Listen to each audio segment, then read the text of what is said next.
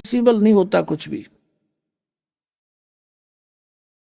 एक उदाहरण बताते हैं, कबीर परमात्मा का एक साधक था।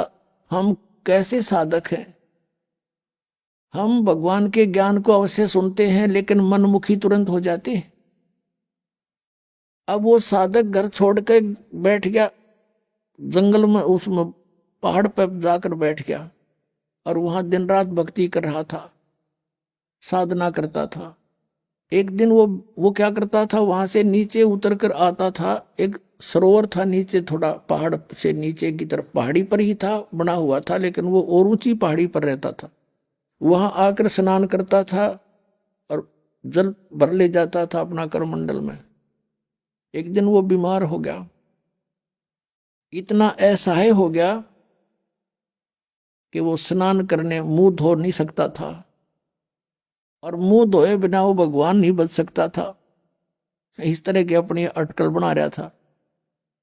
तो वो रोने लग गया बहुत बुरी तरह, हे भगवान, अब मैं मुंह धोऊंगा कैसे, मुंह धो नहीं सकता, आपको याद कैसे करूंगा, ऐसे तड़प कर रहा था। अब कहते हैं, दारी मेरे संत की मोह से मिटे नहीं अंश।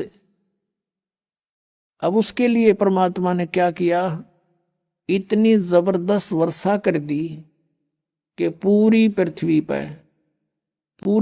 पर जल ही जल हो गया, कम से कम 200 400 फुट ऊंचा।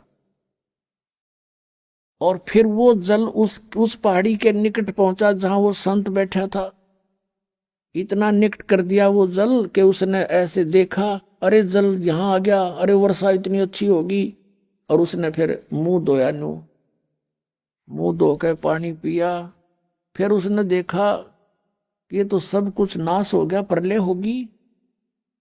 फिर उसको यह आकाशवाणी हुई कि तेरे लिए ये करना पड़ा मुझे।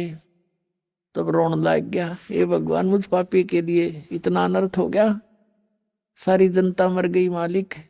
कहते उसी एक्शन एज इट इज कर दिया, जो का त्यों, एज इट इज, जैसे जो जहां काम कर रहा था एज इट इज, कलम पकड़ा थी तो कलम में पकड़ा बैठा वहां पर।